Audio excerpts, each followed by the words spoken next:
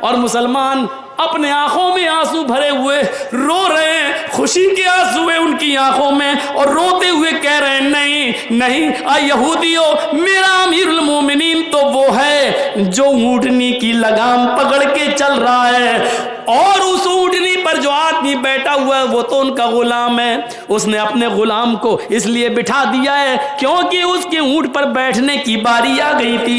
امیر المومنین نے حق نہیں مارا ہے، اس کو اس کے اونٹ پر بٹھایا ہے اور خود اپنی باری پر لگام پکڑ کے چلنے لگے۔ کچھ زبانیں ایسی تھیں، حضرت عمر فاروق کے اس انصاف کو دیکھ کر، اس مساوات کو دیکھ کر کہ غلام میں اور امیر میں کوئی فرق نہیں، اس کو دیکھ کر کچھ یہودی کچھ مجوسی ایسے تھے کہ حضرت عمر فاروق کو دور سے دیکھ کر کلمہ پڑھ رہے تھے، اشہد ان لا الہ الا اللہ واشہد ان محمدا عبدہ ورسولہ۔ اعوذ باللہ من الشیطان الرجیم، بسم اللہ الرحمن الرحیم۔ ومن يبتغ غير الإسلام دينا فلن يقبل منه وهو في الآخرة من الخاسرين۔ رب اشرح لي صدري ويسر لي أمري واحلل عقدة من لساني يفقهوا قولي۔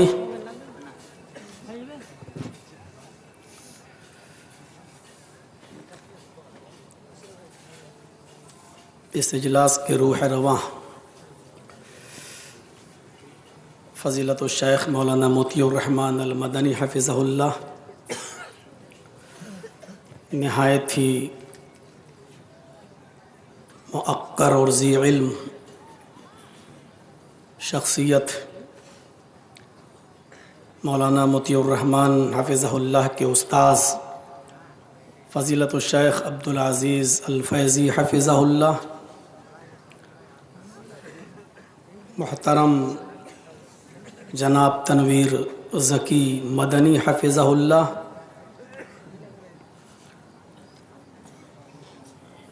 ٹی ایم سی کے وزیر غلام ربانی صاحب کے بھانجے جناب نافع صاحب،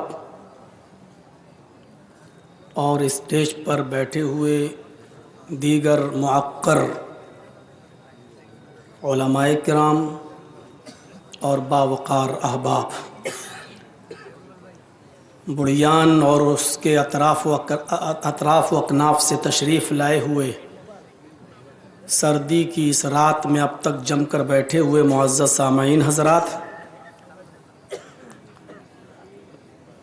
پردہ نشین اسلامی خواتین، پیاری ماں اور بہنوں، قوم و ملت کے لائق بر نوجوانوں، مستقبل کے ہونہار عزیز بچوں، دوپہر سے یہ پروگرام چل رہا ہے اور الحمدللہ مختلف علماء کرام سے ان کے مختلف عناوین پر مختلف لہجے میں آپ نے بہت سی خوبصورت اور اچھی تقریریں سماعت فرمائیں، اور اب میری باری ہے، مجھے بھی سن رہے ہیں، اللہ تعالیٰ کہنے والوں کو، سننے والوں کو عمل کی توفیق عطا فرمائے۔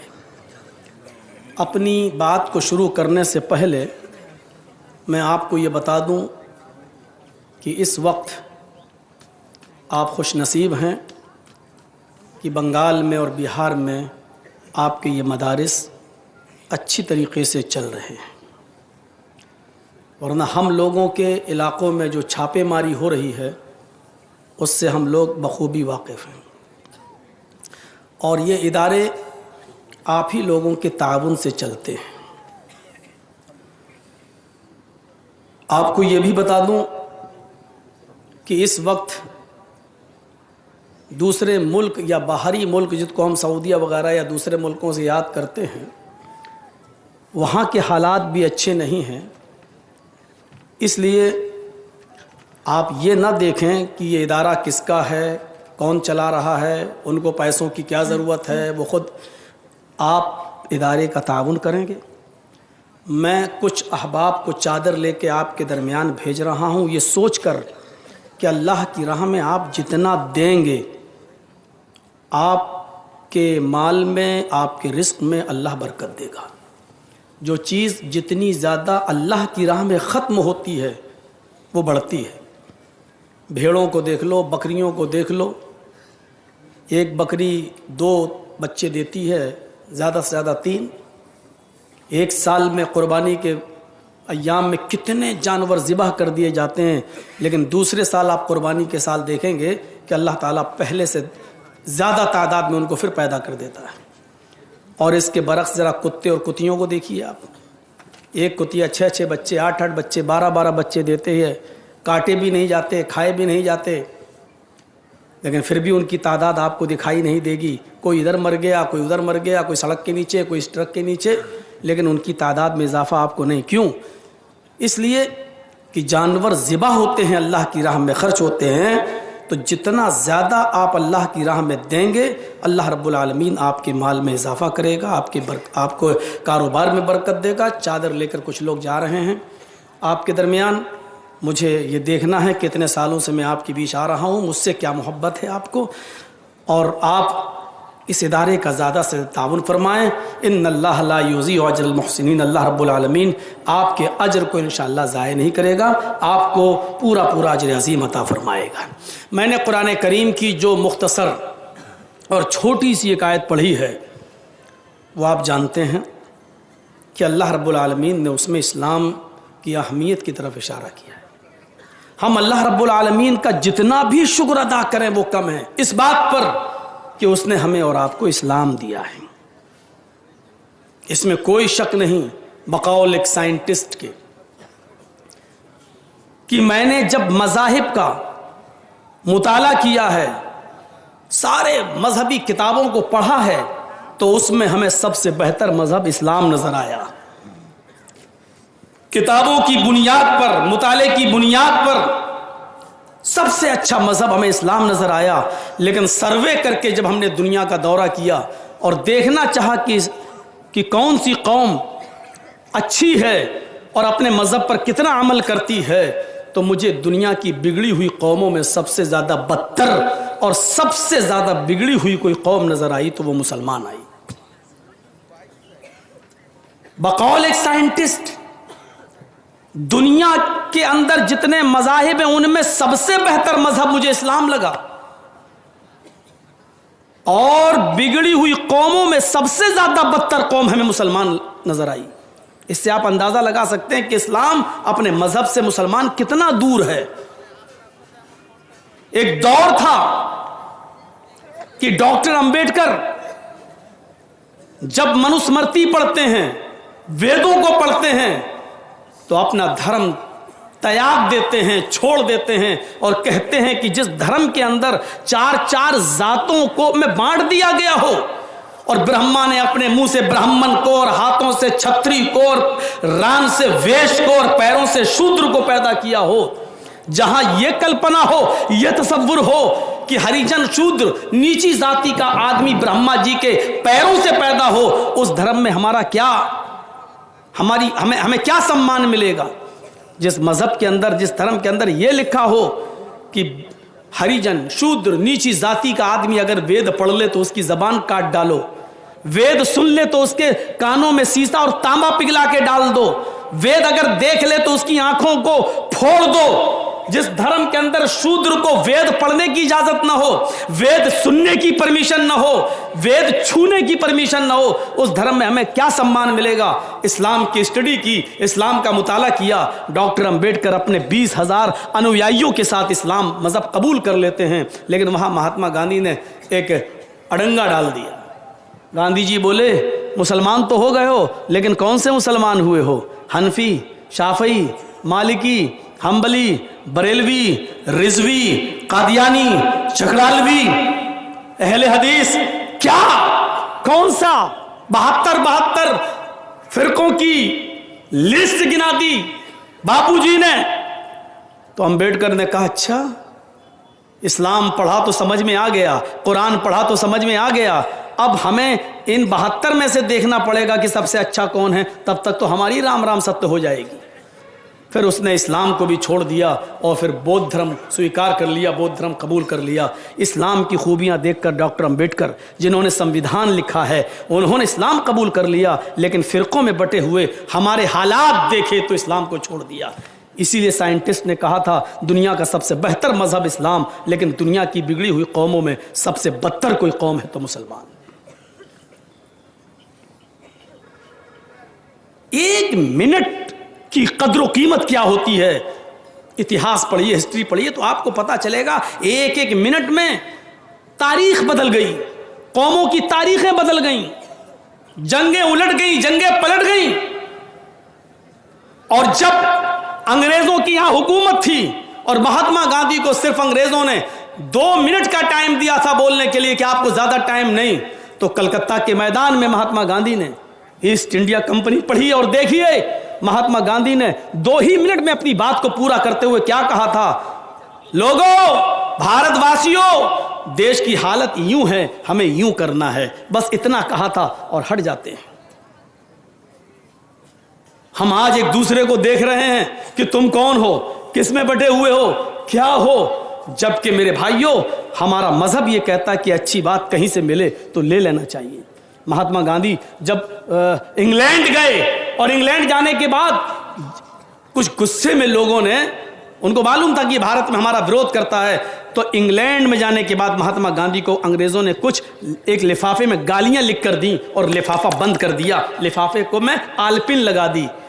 गांधी जी समझ गए कि मुझे गालियां ही हैं इसमें, क्योंकि लिफाफा आज तक किसी ने दिया नहीं है, ये दे रहा तो इसमें गालियां होंगी। तो उन्होंने क्या किया, लिफाफे में से आलपिन निकाली, ये आलपिन जिसमें हमारा ये बैच लटका हुआ, ये आलपिन निकाला गांधी जी ने, उसको अपनी पॉकेट में रख लिया और लिफाफा फाड़ के फेंक दिया। मीडिया वालों ने पूछा, उस जमाने की मीडिया ने, आपने ऐसा क्यों किया? गांधी जी ने बहुत अच्छा जवाब दिया। क्या जवाब दिया? जो चीज़ मेरे काम की थी वो मैंने ले ली और जो चीज़ मेरे काम की नहीं थी वो मैंने फाड़ के फेंक दी। आपको हर जगह जाना है, सबको सुनना है, सबको देखना है, आपको किसी पर क्रिटिसाइज नहीं करना है, तंज नहीं मारना है। आप जाइए और देखिए, जो चीज़ आपको आपके फ़ायदे की नज़र आए वो ले लीजिए और जो चीज़ आपको आपके फ़ायदे की नज़र नहीं आए उसको छोड़ दीजिए। ये इस्लाम हमें सिखलाता है और इस्लाम हमें बताता है, ये इस्लाम है। इसीलिए कुरान कहता है वमन यब्तगी गैरल इस्लामी दीनन फलन युक़बल मिन्हु, इस्लाम को छोड़कर जो कोई दूसरा दीन तलाश करेगा, दूसरा धर्म तलाश करेगा, वो स्वीकार नहीं किया जाएगा, वो एक्सेप्ट नहीं किया जाएगा। वहुवा फिल आखिरति मिनल खासिरीन, और ये शख्स आखिरत में परले के दिन, क़यामत के दिन नुकसान उठाने वालों में से हो जाएगा। अल्लाह ने इस्लाम को क्यों पसंद किया है? यहां से गलत धारणा निकाल दीजिए। आप ये सोच रहे होंगे जर्जी साहब तो मुसलमान हैं इसलिए इस्लाम की तारीफ तो करेंगे ही, नहीं। इस्लाम सिर्फ मुहम्मदुर रसूलुल्लाह का दीन होता और हम उसकी तारीफ करते तो आप कहते पक्षपात कर रहे हैं मौलाना, इसलिए कि जर्जी साहब तो मुहम्मदुर रसूलुल्लाह को मानते हैं इसलिए आप तारीफ कर रहे हैं इस्लाम की। नहीं, हम इसलिए इस्लाम को सबसे बेहतर मजहब कह रहे हैं क्योंकि आदम से लेकर मुहम्मदुर रसूलुल्लाह सल्लल्लाहु अलैहि वसल्लम तक जितने भी नबी इस दुनिया में आए सभी ने इस्लाम दिया है। यह इस्लाम नूह का भी धर्म था, यह इस्लाम इब्राहिम का भी मजहब था, यह इस्लाम मूसा का भी मजहब था, यह इस्लाम ईसा भी लेकर आए। इसीलिए कुरान पढ़िए, इसने साफ कहा है कि मोहम्मद रसूलुल्लाह जो दीन लेकर आए ये उनका नहीं है, इस्लाम सिर्फ उनका नहीं है। मोहम्मद रसूलुल्लाह से पहले भी जितने नबी इस दुनिया में आए वो सब इस्लाम ही की दावत देते थे। शरअ लकुम मिनद्दीनि मा वस्सा बिही नूहन वल्लज़ी औहैना इलैक व मा वस्सैना बिही इब्राहीम व मूसा व ईसा नक़ीमुद्दीन, ये कहता है कुरान। ऐ मोहम्मद सल्लल्लाहु अलैहि वसल्लम, हमने तुम्हारे लिए उसी दीन को मशरू करार दिया, हमने तुम्हारे लिए उसी दीन को स्थापित किया, हमने तुम्हारे लिए उसी दीन को चॉइस किया, हमने तुम्हें वही दीन देकर भेजा है जिस दीन की वसीयत हमने आपसे पहले नूह को की थी और उसके बारे में हम आपको वही कर चुके, बता चुके। और नूह के बाद जिस दीन को लेकर इब्राहिम आए, वमा वस्सैना बिही इब्राहिम व मूसा व ईसा नक़ीमुद्दीन, इसी दीन को इब्राहिम ने भी लोगों के सामने पेश किया, इसी दीन को मूसा ने भी लोगों के सामने पेश किया, इसी दीन को ईसा अलैहिस्सलाम ने भी पेश किया है। जब कजरुओं ने कजरवी मिला दी और लोगों ने असली में डालडा की आमेजिश कर दी, असली में नकली मिला दिया, तो अल्लाह रब्बुल आलमीन ने ओरिजिनलिटी को क्लियर करने के लिए, असलियत को अलग करने के लिए, दूध में से पानी को अलग करने के लिए जनाबे मोहम्मद रसूलुल्लाह को अंतिम महर्षि, अंतिम संदेशता, आखिरी नबी, कल की अवतार की शक्ल में, आखिरी नबी की शक्ल में दुनिया वालों को दे दिया और बता दिया ये मोहम्मद रसूलुल्लाह नया दीन नहीं दे रहे हैं, यही दीन इब्राहिम का था, यही दीन नूह का था, यही दीन मूसा का था, यही दीन ईसा का था। इससे ज्यादा क्लियर और क्या हो सकता है? सबका यही दीन। और इसीलिए कुरान खुलकर कहता है, देखिए ऐसी वुसाअत कहां मिलेगी, ऐसी फराख दिली कहां मिलेगी, ऐसी गुंजाइश कहां मिलेगी? कुल या अहलल किताबी तालू इला कलिमतिन सवाइम बैनना व बैनकुम।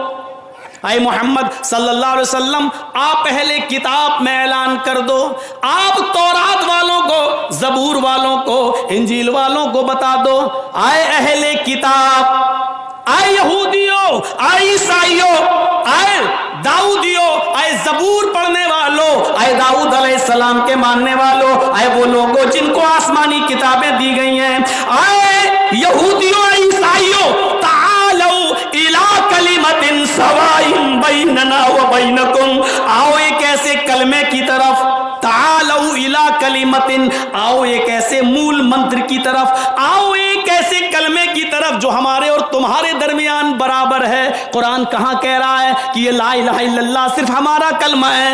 आए अहले किताब, आए यहूदियों, ये तुम्हारा भी कलमा है, आए ईसाइयों, ये तुम्हारा भी कलमा है। नूह जब इस दुनिया में थे तो कलमा पढ़ा जाता था ला इलाहा इल्लल्लाह नूह रसूलुल्लाह। मूसा अलैहिस्सलाम जब इस दुनिया में आए तो कलमा पढ़ा जाता था ला इलाहा इल्लल्लाह मूसा रसूलुल्लाह। जब ईसा इस दुनिया में आए तो कलमा पढ़ा जाता था ला इलाहा इल्लल्लाह ईसा रसूलुल्लाह मुहम्मद रसूलुल्लाह। जब आखिरी नबी बनकर आए तो आपके जमाने में कलमा पढ़ा गया ला इलाहा इल्लल्लाह मुहम्मद रसूलुल्लाह। आप देख लीजिए नूह से लेकर मुहम्मद रसूलुल्लाह तक कलमे का पहला जुज कहीं नहीं बदला, पहला मंत्र, पहला कलमा अपनी जगह पर रहा, ला इलाहा इल्लल्लाह। बदला गया तो सिर्फ दूसरा जुज परिस्थितियों के मुताबिक, हालात के मुताबिक। नूह आए तो नूह रसूलुल्लाह कहा गया, मूसा आए तो मूसा रसूलुल्लाह कहा गया, ईसा आए तो ईसा रसूलुल्लाह कहा गया, मुहम्मद रसूलुल्लाह आए तो मुहम्मद रसूलुल्लाह कहा गया। कुरान इसी को कहता है, हमने कोई नया धर्म, नया दीन नहीं दिया। तालो इला कलिमतिन सवाइम बैनना व बैनकुम, आओ एक ऐसे मूल मंत्र की तरफ, एक ऐसे कलमे की तरफ जो हमारे और तुम्हारे दरमियान बराबर है। हम तो कह रहे हैं कि तुम्हारा भी कलमा है और हमारा भी, आओ एक ऐसे कलमे की तरफ हम लोग इत्तेहाद पैदा कर लें। इस्लाम तो यहूदियों से भी हाथ मिलाने के लिए तैयार है, ईसाइयों से भी हाथ मिलाने के लिए तैयार है। बुनियाद वही मंत्र होना चाहिए, वही कलमा होना चाहिए जो तुम्हारा भी है और हमारा भी है। अब कौन कह सकता है कि इस्लाम नफरत की शिक्षा देता है, घृणा फैलाता है और नफरत फैलाता है, या इस्लाम के अंदर यहूदी और ईसाइयों पर जुल्म करने का हुक्म दिया गया है? कुरान तो ये कह रहा, आओ एक ऐसे कलमे की तरफ जो हमारे और तुम्हारे दरमियान बराबर है। और जिनको किताबें नहीं दी गई उनमें भी अगर देखा जाए तो मूल मंत्र किसी न किसी तरीके से ये लिखा है। अथर्ववेद का 20वां कांड पढ़ेंगे तो आज भी ये मंत्र मिलेगा, ला इलाहा हरण पापन इल्लल्लाह परम पिदम। पंडित मरने से पहले अपने पुत्र से कहता, बेटा मरने से पहले तू ला इलाहा पढ़ लेना, हरण पापन, तेरे पाप हरण हो जाएंगे, तेरे पाप मिट जाएंगे। ला इलाहा इल्लल्लाह पढ़ोगे तुम्हारे गुनाह, तुम्हारे पाप मिट जाएंगे। यही तो इस्लाम कहता है, इन्नल इस्लाम यहदिमु मा कान क़ब्ला। इस्लाम ले आओ, इस्लाम से पहले तुमने जो गुनाह किए सारे के सारे गुनाह तुम्हारे खत्म हो जाएंगे, मिट जाएंगे। कलमा पढ़ लेना, माँ कब्ल की जिंदगी में जो गुनाह किए हैं वो सारे गुनाहों को धो देता है ये कलमा। यही तो है इस्लाम। लेकिन कलमा पढ़ने के बाद अब आपकी जिम्मेदारी दूसरी हो जाती है। समझ लो कि कलमा पढ़ने से पहले आप बच्चे थे, कलमा पढ़ने के बाद अब आप बालिग हो चुके हैं। बच्चों की गलतियां माफ़ की जा सकती हैं, लेकिन बालिग हो जाने के बाद सोच समझ कर कदम उठाओ। कभी आपने देखा है जब आपका बच्चा नर्सरी में पढ़ता है, LKG में पढ़ता है, UKG में पढ़ता है, फिर फर्स्ट में आता है, तो आप नजर डालिए आपके स्कूल का मैनेजमेंट उस बच्चे के हाथ में उसकी टीचर पेंसिल दे देती है मसाले वाली और साथ में रेजर देती है। बच्चा लिखता है, गलती करता है, टीचर मिटाती है और मिटवाती है, बच्चा फिर गलती करता है, फिर उसको मिटवाया जाता है। उसके हाथ में कलम नहीं दिया जाता, पेन नहीं दिया जाता, पेंसिल दी जाती है। LKG, UKG, first, second, third, fourth, 5, 5 तक वो पेंसिल से लिखता है और गलती करता है, रेजर से मिटाता है। लेकिन 5th के बाद जब वो 6 में आ जाता है तो उसके हाथ में कलम, पेन दे दिया जाता है और रेजर उसके हाथ में नहीं दी जाती है। अब वो बच्चा 6 क्लास से फिर इंटर तक BA और MA और PA फिर आगे जितना भी पढ़ता है उसके हाथ में पेन होता है, रेजर नहीं होता है, क्योंकि अब स्कूल का मैनेजमेंट इस बात की तरफ इशारा कर रहा है कि अब तुम 6 क्लास में आ चुके हो, तुम्हारी उम्र 11-12 साल की से ऊपर जा चुकी है, अब तुम बच्चे नहीं रहे। जब बच्चे थे तो तुम्हारी गलतियां मिटाई जाती थी, अब सोच समझ कर लिखना, क्योंकि तुम बड़े हो चुके हो, 6 में आ चुके हो। अब अगर गलती करोगे तो ये गलती को मिटाने के लिए रेजर तुम्हें नहीं मिलेगा। मेरे भाइयों, यही इस्लाम का उसूल और ज़ाब्ता है। इस्लाम से पहले तुमने जानने अनजाने में जो भी गुनाह किए हैं वो माफ कर दिए जाएंगे, मिटा दिए जाएंगे। लेकिन इस्लाम लाने के बाद, कलमा पढ़ने के बाद, गोया कि पेंसिल का जमाना तुम्हारा खत्म हो चुका है। अब पेन तुम्हारे हाथ में दे दिया गया है, कलम तुम्हारे हाथ में दे दिया गया है। ला इलाहा इल्लल्लाह का इकरार तुमने किया है, अल्लाह के अलावा कोई माबूद नहीं, इस तौहीद का इकरार किया है तुमने। ला इलाहा बड़ी वुसात रखता है अपने अंदर, और पहले तमाम माबूदाने बातिला का इनकार और उसके बाद लफ्ज इल्लल्लाह कहकर एक अल्लाह का इकरार बहुत कुछ सिखाता है हमें, बहुत कुछ सिखाता है। और ये बहुत कुछ हमें अंदर से झंझोड़ता भी है कि सुनो, और गुनाह अगर करोगे तो माफ किए जा सकते हैं, लेकिन ला इलाहा इल्लल्लाह जो पढ़ रहे हो इसके साथ समझौता बर्दाश्त नहीं किया जाएगा। इन्नल्लाह ला यग़फिरु अन युशरका बिही व यग़फिरु मा दूना ज़ालिक। शिर्क करोगे तो हम माफ नहीं करेंगे, अल्लाह के अलावा किसी गैर के सामने सर झुकाओगे तो हम माफ नहीं करेंगे, अल्लाह के अलावा किसी और को अपना माबूद समझोगे तो हम माफ नहीं करेंगे। इसके अलावा जो भी तुम गुनाह करते हो, मैं गफूर रहीम हूं, तुम्हें माफ करने का हक रखता हूं। मेरे प्यारे साथियों, इस्लाम लाने के बाद गोया कि कलम हमारे हाथ में है, पेन हमारे हाथ में है, जो भी कदम उठाना है सोच समझ के उठाना है। शराब की बोतल उठाने से पहले सोच लेना इस्लाम ने शराब के लिए कौन सी बाउंड्री मुतय्यन कर दी है। चोरी करने से पहले सोच लेना कि इस्लाम ने चोरी के लिए और चोरी करने के बाद कौन सी बाउंड्री मुतय्यन कर रखी है। मैंने इसीलिए आज जब ख्वातीन लेडीज में हमारा प्रोग्राम था तो मैंने तमहीद बांधी थी इसी बात की, यही बात कहना चाह रहा था और बताया था कि इस्लाम इज्म नहीं है, मजहब है। इस्लाम ने बाउंड्री मुतय्यन की है। कबड्डी कभी खेली है आपने? देखी तो होगी, एक पाली होती है, उसके अंदर लाइन, आप इस तरफ हैं महफूज हैं, उस तरफ दूसरी टीम उस तरफ है महफूज है। अगर वहां के किसी आदमी ने इस लाइन को क्रॉस करके आपके अंदर घुस गया, लाइन क्रॉस करके आपकी एरिया में आ गया कबड्डी कबड्डी कहते हुए, तो आपको पूरा इख्तियार है कि आप उसको पकड़ सकते हैं, आप उसको खींच सकते हैं, आप उसको अरेस्ट कर सकते हैं, क्योंकि उसने अपनी बाउंड्री क्रॉस कर दी, अपनी सीमा को क्रॉस कर दिया। आपका आदमी जब बाउंड्री के इस तरफ है महफूज है, जब बाउंड्री को क्रॉस करके, लाइन को क्रॉस करके दूसरी तरफ जाता है तो आपका आदमी खतरे में है, किसी वक्त भी पकड़ा जा सकता है। इस्लाम ने एक लाइन मुतय्यन कर दी, जब तक यहां हो महफूज हो, और जब इस लाइन को क्रॉस करोगे, शराब पीने वाले, जुआ खेलने वाले, जिना करने वाले, ये तमाम लोग पापी और कबाबी हर हैसियत से देखें कि इस्लाम ने क्या बाउंड्री मुतय्यन की है। दूसरे मजहब को आप पढ़ेंगे तो हिंदू धर्म में साफ लिखा हुआ है कि जुआ खेलोगे तो भैंस का जन्म होगा, वहां आवागमन है, पुनर्जन्म बहुत बाद में है, पहले आवागमन है। ایک اس آدمی کی روح کئی ان کے ہاں 7 جنم مانے جاتے ہیں، لیکن گناہ کی ایک لسٹ بنی ہوئی ہے. جوا کھیلو گے تو بھینس کا جنم ہوگا، رشوت کھاؤ گے تو کتے کا جنم ہوگا، چوری کرو گے تو بلی کا جنم ہوگا، کسی لڑکی پر غلط نظر ڈال کر دیکھو گے تو اگلا جنم لڑکی کا ہوگا. منوسمرتی کا 12واں ادھیائے پورا پڑھ جائیے، آپ کو پوری ایک لسٹ مل جائے گی. اس میں تو یہاں تک لکھا ہے یہ کرو گے تو آلو بنو گے، یہ کرو گے تو چاول بنو گے، یہ کرو گے تو ہرا دھنیا بنو گے، یہ کرو گے تو بیگن بنو گے، یہ کرو گے تو کریلا بنو گے. ایک ایک جرم کی سزا لکھی ہوئی ہے. اب اتنی ہمیں یاد تھوڑی ہیں.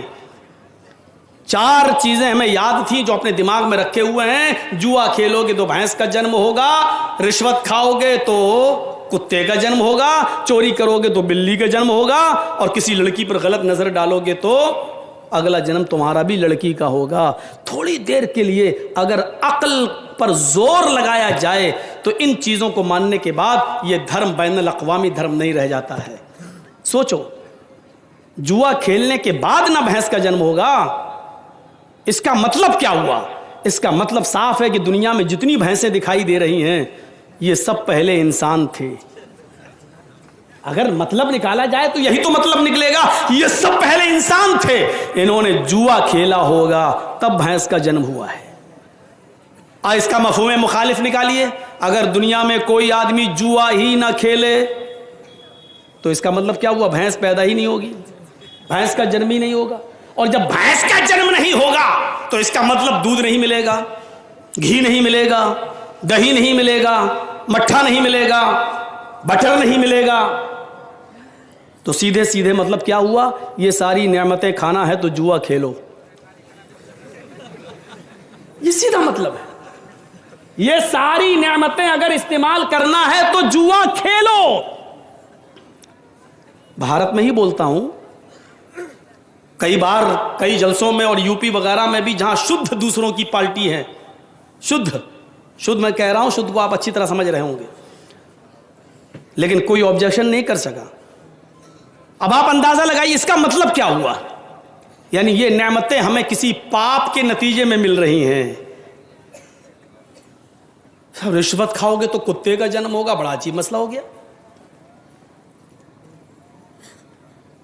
اور کتے بھی 2 قسم کے ہیں، ایک تو روڈوں پہ گھومتے ہیں اور ایک وہ ہوتے ہیں جو بہت اسپیشل ویرائٹی کے ہوتے ہیں جو اے سی گاڑیوں میں بیٹھتے ہیں. تو اس کا مطلب یہ ہے کہ رشوت بھی 2 قسم کی ہوگی.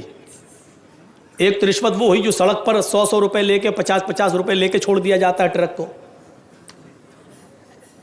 اور ایک رشوت وہ ہوتی ہے جو وجے مالیا نے کی ہے. ایک رشوت وہ ہوتی ہے جو کروڑوں کا چونا لگایا جاتا ہے اور ہیر پھیر کر دی جاتی ہے. اس کا مطلب یہ ہوا کہ جو چھوٹی رشوت کھاتا ہے وہ سڑک والا کتا بنتا ہے، اور جو بڑی رشوتیں کھاتا ہے وہ مرنے کے بعد اس کتے کا جنم ہوتا ہے جو اے سی گاڑیوں میں گھومتا ہے، اور جس کو 18 اور 20 سال کی لڑکیاں اپنی گود میں بلا کے چمی لیتی، پپی، سویٹی، لولی، اور چومتی. یعنی کتا بننے کے بعد بھی وہ بیچارہ خوش ہے کہ اے سی گاڑی میں گھوم رہا ہے. چوری کرو گے تو بلی کا جنم ہوگا. ارے جرجی صاحب نے چوری کی، کم سے کم پولیس نے پکڑ لیا، جیل میں تو ڈال دیا. جب تک ہم جیل کے اندر ہیں ہم بند تو ہیں، لوگ محفوظ تو ہیں ہم سے. لیکن بتاؤ اگر اللہ نے، ایشور نے اگر اس کو چوری کے جرم میں بلی بنا دیا تو اس کا مطلب بلی بنانے والی سزا بھی صحیح سزا نہیں لگ رہی ہے. کیونکہ انسان چوری کرتا ہے، پولیس بند کر دیتی ہے تو کم سے کم جب تک بند ہے چوری نہیں کرے گا. لیکن بلی بنا دیا تو کون سا آپ نے بڑا کام کر دیا. اس کا مطلب اللہ کی یہ سزا، ایشور کی یہ سزا زیادہ مضبوط نہیں ہے. جب انسان تھا تو لوگوں کا مال چرایا کرتا تھا، جب اس کو بلی بنا دیا تو اب بھی کسی کا کبوتر، کسی کا مرغا کھا رہا ہے، کسی کے مرغی کے بچوں پہ حملہ کر رہا ہے، تو ابھی بھی تو اس کی چوری برقرار ہے. تو اس کا مطلب یہ سزا بہت مضبوط نہیں ہے. کسی لڑکی کو دیکھو گے تو اگلا جنم لڑکی کا ہوگا. اب اس کا کیا جواب دیا جائے؟ یہ جتنی بھی ماں بہنیں دوپہر میں بیٹھی تھیں یہاں اور جتنی آپ کو دکھ رہی ہیں عورتیں، مطلب کیا ہوا؟ یہ سب پہلے لڑکیاں، یہ سب پہلے مرد تھے. یہ عورتیں جتنی ہیں یہ سب پہلے مرد تھیں. انہوں نے کسی لڑکی کو غلط نظر سے دیکھا ہوگا تب ان کو لڑکی کا جنم ہوا ہے. مفہوم مخالف, اگر دنیا میں کوئی کسی لڑکی پر غلط نظر نہ ڈالے تو لڑکی پیدا ہی نہیں ہوگی. پھر پوچھو گی نسل کیسے بڑھے گی, معاشرہ کیسے پروان چڑھے گا؟ غور سے دیکھا جائے تو یہ شکشا, یہ تعلیم عقل میں آنے والی نہیں ہے, عقل میں آنے والی نہیں ہے. اس کے علاوہ ذرا اس سزا کو دیکھیے, فَمَن يَعْمَلْ مِثْقَالَ ذَرَّةٍ خَيْرًا يَرَهُ وَمَن يَعْمَلْ مِثْقَالَ ذَرَّةٍ شَرًّا يَرَهُ. ذرہ برابر بھی نیکی کرو گے تو اس کو بھی دیکھ لو گے, ذرہ برابر بھی برائی کرو گے تو اس کو بھی تم اپنے نام اعمال میں دیکھ لو گے. الْيَوْمَ لَا تَمْلِكُ نَفْسٌ لِنَفْسٍ شَيْئًا. آج کے دن کوئی نفس کسی نفس کی مالک نہیں ہے. آج کے دن تو سارے معاملات اللہ کے اختیار میں ہیں. وَالْأَمْرُ يَوْمَئِذٍ لِلَّهِ. آج کے دن سارے معاملات کا مالک اللہ ہے, اسی کے حکم سے سب کچھ ہوگا. پورا پورا بدلہ دیا جائے گا, کوئی چیز کسی سے چھپائی نہیں جائے گی. دنیا میں کوئی عدالت ایسی ہی نہیں ہے جو ہمیں ہماری نیکیوں کا پورا پورا انعام دے سکے. ایک آدمی سمندر میں ڈوب رہا ہے, جرجی صاحب تیرنا جانتے ہیں, وہ مر رہا تھا, ڈوب رہا تھا, ہم نے تیر کے اس کو بچا لیا, اس کو کھینچ کے لے آئے. بتاؤ اس بچے کا باپ ہمیں کیا انعام دے گا؟ چلو گورنمنٹ ہمیں کیا انعام دے گی؟ جو بھی انعام دے دے, کیا کسی کی زندگی بچانے کا وہ پورا انعام ہے؟ ہم نے ایک آدمی کو قتل کیا, جرم ثابت ہو گیا, کورٹ نے فیصلہ سنا دیا, پھانسی کی سزا. جرجی صاحب نے 20 مرڈر کیے ہیں, 20 قتل کیے ہیں, کورٹ میں 20 مرڈر ثابت ہو گئے, کورٹ سے فیصلہ ہوا پھانسی کی سزا. ایک قتل کیا تب بھی پھانسی, 20 قتل کیا تب بھی پھانسی. مجھے بتاؤ کہ گورنمنٹ نے, کورٹ نے ہمیں جو پھانسی کی سزا دی ہے یہ ایک قتل کی دی ہے, ہم نے تو 20 قتل کیے, ابھی 19 قتل کی سزا باقی ہے, یہ کون دے گا؟ کیا دنیاوی کورٹ ہمیں ان 19 قتلوں کا بدلہ دے سکتی ہے؟ کیا اس کی سزا دے سکتی ہے؟ نہیں. اس لیے ایک دن ڈے آف ججمنٹ ماننا پڑے گا, ایک دن فیصلے کا دن ماننا پڑے گا. اسی کو قرآن کہتا ہے مالک یوم الدین, وہ قیامت کے دن کا پورا پورا مالک ہے. دنیا میں اگر تم نے کسی کے ساتھ نیکی کی ہے اور کوئی تمہیں اس نیکی کا پورا بدلہ نہیں دے سکا تو اللہ تمہیں جنت میں اس کا بدلہ دے گا.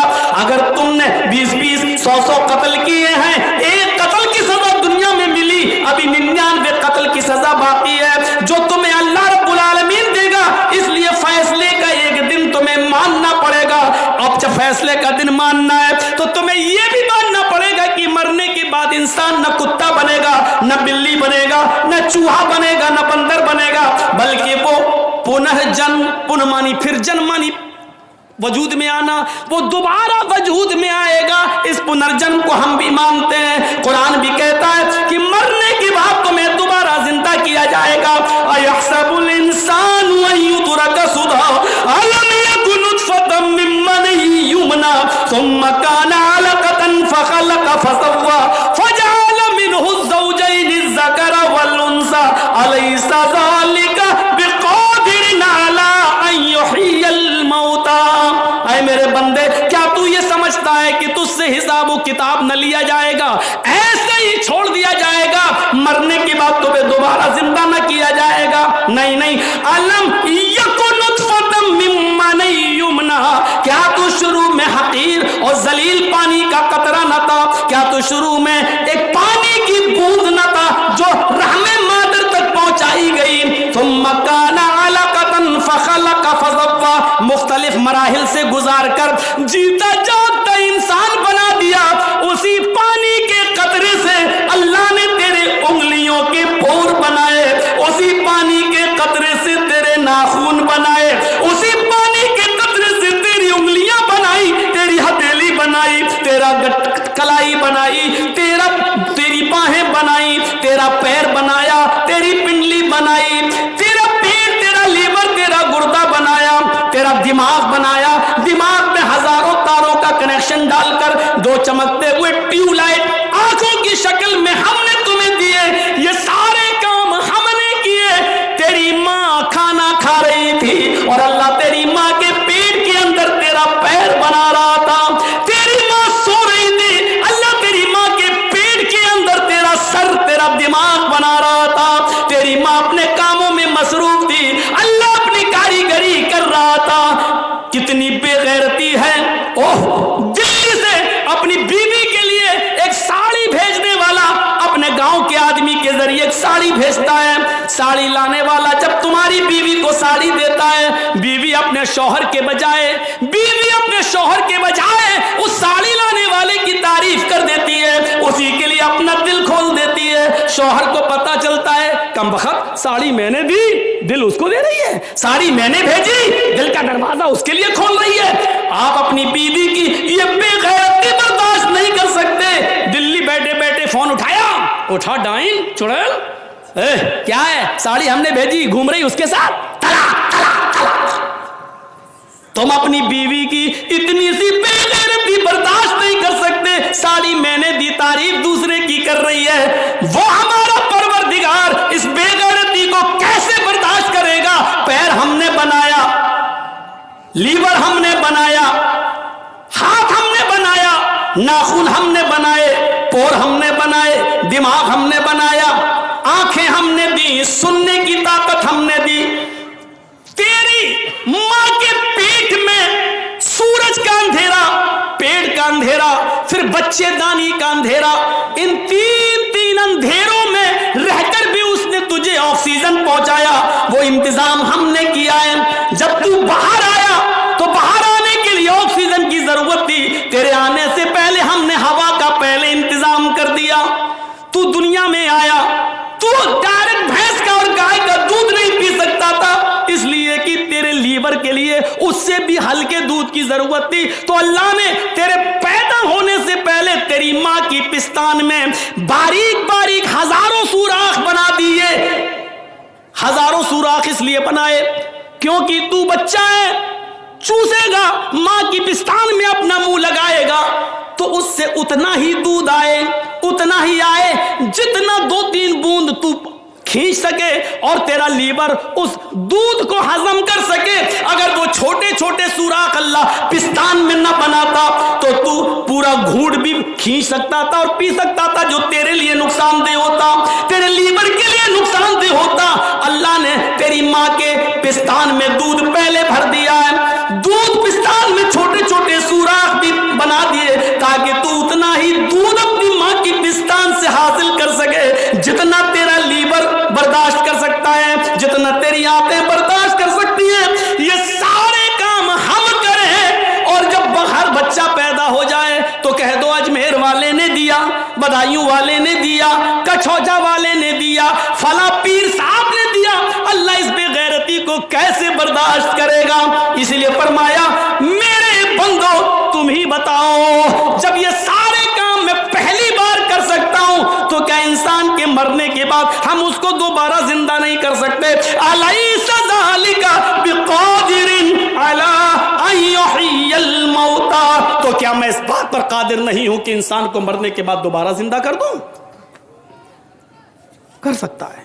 اور جب تک دوبارہ زندہ نہیں کیا جائے گا انسان کو اس کے اچھے کاموں کا پورا انعام نہیں ملے گا اور برے کاموں کی پوری سزا نہیں ملے گی. دنیا میں کوئی عدالت ایسی نہیں ہے جو پوری سزا دے سکے اور پورا انعام دے سکے. پورا انعام کوئی نہیں. اس لیے فیصلے کا دن کو ماننا پڑے گا, اور اسلام فیصلے کا ایک دن متعین کرتا ہے.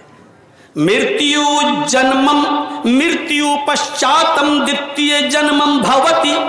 لیجئے رگ وید تو یہ کہہ رہی ہے, نے ترتیہ نے چترتھ نے پنچم نے षष्ठ ने सप्त ने अष्ट ने नवम ने दशंक मृत्यु पश्चातम द्वितीय जन्मम भवति, मरने के बाद तुम्हारा दूसरा जन्म होगा. एक ही जन्म बता रहा ऋग्वेद, मरने के बाद तुम्हें दोबारा वजूद में लाया जाएगा. ने तृतीय ने चतुर्थ ने पंच, न तीसरी बार न चौथी बार न पांचवी बार न षष्ठ न छठी बार न सप्त न सातवीं बार न अष्ट न आठवीं बार न नवम न नवीं बार न दशंक और न 10वीं बार. यानी मरने के बाद दोबारा जीवित किए जाओगे, न कुत्ता बनोगे न बिल्ली न चूहा बनोगे, न छछूंदर बनोगे, न आलू बनोगे, न टमाटर बनोगे, कुछ नहीं। ये सारी चीजें मरने के बाद एक दूसरा इस ऋग्वेद ने क्लियर कर दिया है। इसलिए हमें और आपको इस दुनिया में मरने के बाद वाली जिंदगी के लिए तैयारी करना चाहिए। तो ये इस्लाम है। और अल्लाह ने ये क्यों कहा कि वमन यब्तगी गैरल इस्लामी दीनन, इस्लाम को छोड़कर कोई दूसरा दीन तलाश करोगे तो उसका कबूल नहीं किया जाएगा। इस्लाम मसावात सिखलाता है। आज किसी भी मंदिर में चले जाइए आप, ब्राह्मण के साथ आपने कभी किसी ठाकुर को पूजा करते हुए नहीं देखा होगा, किसी ठाकुर के साथ किसी वैश्य को पूजा करते हुए नहीं देखा होगा, किसी वैश्य के साथ किसी शूद्र को पूजा करते हुए नहीं देखा होगा। ब्राह्मणों के मंदिर में कभी आपने शूद्र को पूजा करते हुए नहीं देखा होगा, शूद्र के मंदिर में कभी किसी ब्राह्मण को पूजा करते हुए नहीं देखा होगा। ये इस्लाम की खूबी है, ये इस्लाम की खूबी है। कायनात की सबसे अजीम मस्जिद खाने काबा, पहली सफ में अजान की आवाज सुनकर सऊदिया का कोई गरीब इंसान, टैक्सी चलाने वाला, रिक्शा चलाने वाला, नमाज पढ़ने के लिए अगर पहली सफ में भी आकर बैठ जाता है और पहली सफ फुल हो जाती है और सऊदिया के बादशाह सलमान, किंग सलमान को आने में थोड़ी देर हो जाती है, लेकिन ये ताकत किंग सलमान के अंदर भी नहीं है कि वो आगे बैठे हुए उस रिक्शा चलाने वाले आदमी को उसकी सफ से हटाकर उसको पीछे कर दे और खुद वो आगे बैठ जाए। मेरे भाइयों, तुम बाद में आए हो, पीछे जहां जगह मिले वहां आगे की सफ से किसी गरीब इंसान को भी हटाने का पावर तुम बादशाह होगे सऊदिया के, लेकिन आए हो मेरे घर में, यहां तुम्हारी नहीं चलेगी, यहां मेरा कानून चलेगा, यहां मेरे उसूल चलेंगे, यहां मेरे ज़ाब्ते चलेंगे। ये दुनिया में एक वाहिद मजहब है इस्लाम जो किसी बादशाह को भी अथॉरिटी और पावर नहीं देता कि आगे की सफ से किसी गरीब आदमी को उठाकर पीछे कर दे। ये इस्लाम की खुसूसियत है, ये इस्लाम की विशेषता है। और शायद इन्हीं विशेषताओं को देखकर डॉक्टर अंबेडकर ने इस्लाम कबूल करने की तरफ कदम उठाया था। बैतुल मक़दिस फतह हो जब हाथ में आती है, हजरत उमर को दावत दी जाती है कि आइए अमीरुल मोमिनीन बैतुल मुक़द्दस में आइए और यहाँ 2 रकात नमाज पढ़ाइए हमें। हजरत उमर फारूक बैतुल मक़दिस का सफर कर रहे हैं, यरूशलेम की सरजमीन पर घुस जाते हैं और वहां से जब बैतुल मक़दिस की तरफ जाते हैं, जिस ऊंट के ऊपर जा रहे थे उस ऊंट के ऊपर सिर्फ एक ही आदमी बैठ सकता था, क्योंकि उस ऊंट के ऊपर उसकी ग़िज़ा लाद दी गई थी, उसका खाना लदा हुआ था। एक आदमी बैठ सकता था और एक आदमी लगाम पकड़कर ऊँटनी को लेके चलता। ये तय हुआ 1 मील तुम चलोगे मैं बैठूंगा, फिर 1 मील मैं चलूंगा तुम बैठोगे। किसने? हजरत उमर फारूक ने। किससे कहा? अपने गुलाम अफलाह से। क्या कहा? 1 मील मैं बैठूंगा, तुम ऊँटनी की लगाम पकड़ोगे और फिर तुम बैठोगे, मैं ऊँटनी की लगाम पकड़ूंगा। और जब ये सफर होने लगा, चलने लगे, हजरत उमर फारूक रजी अल्लाह ताला अन्हु और बैतुल मक़दिस जब आने वाला हुआ, इत्तेफाक देखिए, ऐसा मंजर हमें कहीं नहीं देखने को नहीं मिलता है। ये मंजर आज के शाहाना शान और शौकत में हुकूमत करने वाले इस मंजर को देखें। इसलिए महात्मा गांधी ने सत्य और अहिंसा में लिखा है कि हजरत उमर फारूक जैसा अदल और इंसाफ अगर भारत में कायम कर दिया जाए तो इस देश के अंदर से हत्याएं बंद हो जाएं, इस देश में अमन, सुकून और शांति पैदा हो जाए और अमन, सुकून और शांति की गंगा बहने लगे। ये महात्मा गांधी ने कहा है। बीजेपी गवर्नमेंट होने के बावजूद, मोदी के प्रधानमंत्री होने के बावजूद सत्य और अहिंसा से ये शब्द निकल नहीं सके, आज भी मौजूद हैं। आज की इस 27 नवंबर की तारीख में भी सत्य और अहिंसा में शब्द मौजूद हैं कि उमर फारूक का अगर न्याय अदल कायम कर दिया जाए तो देश में खून खराबा बंद हो जाए। महात्मा गांधी के जुमले आज भी लिखे हुए। बैतुल मक़दिस जब आने वाला हुआ तो इत्तेफाक देखिए, हजरत उमर फारूक की ऊँटनी की लगाम पकड़ने की बारी आ जाती है। उनका गुलाम कहता है अमीरुल मोमिनीन बैठे रहिए, अगर आप ऊँटनी की लगाम पकड़ेंगे तो इज्जत, हम लोग क्या बोलते हैं ना, इज्जत का कचड़ा हो जाएगा, आपकी इज्जत का जनाजा निकल जाएगा। बैतुल मक़दिस के आसपास यहूदी खड़े हैं, क्या कहेंगे कि अमीरुल मोमिनीन इनका लगाम पकड़ा ऊँटनी का। हजरत उमर ने कहा अफलाह, ऊँट रोको, अफलाह, ऊंट रोको। उसने कहा नहीं अमीरुल मोमिनीन, लोगों की नजरें हैं, देख रहे हैं, मैं आपका खादिम हूं, 1 मील और लेके चलता हूं, आप बैठे रहिए। हजरत उमर कूद जाते हैं। अल फारूक में अल्लामा शिबली नकल करते हैं कि कूद गए, नीचे छलांग लगा गए और अफलाह से कहा बैठो। कहा अमीरुल मोमिनीन आप लगाम पकड़ेंगे इन लोगों के सामने, क्या कहेंगे लोग? कहा नहीं, बारी तुम्हारी आई है बैठने की, बैठो। हजरत उमर फारूक ने अफलाह को ऊंट पे बिठाया और ऊँटनी की लगाम पकड़ के चलने लगे। बैतुल मक़दिस के पास जो यहूदी खड़े थे इस मंजर को देखकर मुसलमानों से पूछते हैं क्या तुम्हारा अमीरुल मोमिनीन वो है जो ऊंट के ऊपर बैठा हुआ है? क्या तुम्हारा अमीरुल मोमिनीन वो है जो ऊँटनी पर सवार है? और मुसलमान अपने आंखों में आंसू भरे हुए रो रहे हैं, खुशी के आंसू है उनकी आंखों में, और रोते हुए कह रहे हैं नहीं नहीं यहूदियों, मेरा अमीरुल मोमिनीन तो वो है जो ऊँटनी की लगाम पकड़ के चल रहा है, और उस ऊँटनी पर जो आदमी बैठा हुआ है वो तो उनका गुलाम है। उसने अपने गुलाम को इसलिए बिठा दिया है क्योंकि उसके ऊँट पर बैठने की बारी आ गई थी। अमीरुल मोमिनीन ने हक नहीं मारा है, उसको उसके ऊँट पर बिठाया है और खुद अपनी बारी पर लगाम पकड़ के चलने लगे। कुछ ज़बानें ऐसी थी, हजरत उमर फारूक के इस इंसाफ को देखकर, इस मसावात को देखकर कि गुलाम में और अमीर में कोई फर्क नहीं, इसको देखकर कुछ यहूदी कुछ मजूसी ऐसे थे कि हजरत उमर फारूक को दूर से देखकर कलमा पढ़ रहे थे, अशहदु अल्ला इलाहा इल्लल्लाह व अशहदु अन्ना मुहम्मदन अब्दुहु व रसूलुहु। मेरे प्यारे साथियों, इस्लाम अपनी इसी आला शिक्षा और आला तालीम की बुनियाद पर फैला है। ये इस्लाम सिखाता है, ये मसावात का ऐसा दर्स देता है जो आपको कहीं देखने को नहीं मिलेगा। आज आप देख लो यूरोप के अंदर, यूरोप की सरजमीन पर जाकर देख लो, सिर्फ सफेद फाम इंसान ही हुकूमत कर सकता है, उसी को सरकारी नौकरी मिल सकती है, सिया फाम को नहीं। आज भी गोरों की हुकूमत चलेगी, कालों को नौकरी से वंचित किया गया है, उनको सरकार में कोई हिस्सा नहीं मिलेगा।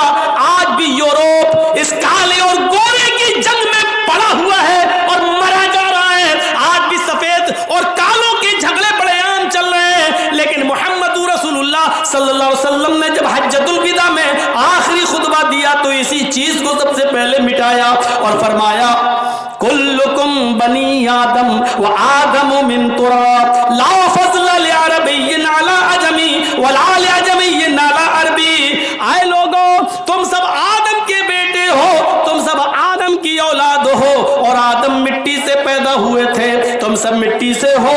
कोई अरब के रहने वाले को किसी गैर अरब पर कोई फौकियत नहीं है, और किसी भी अजम के रहने वाले को गैर अरब के रहने वाले को अरब के रहने वाले पर कोई श्रेष्ठता नहीं है। ये तुम सब बराबर हो इल्ला बित्तक़वा। तक़वे की बुनियाद पर कोई आदमी बड़ा हो सकता है, वो भी अल्लाह की नजर में, हमारी और आपकी नजर में नहीं। कहां थे तुम अभी तक? आओगे डिस्टर्ब करोगे सबको।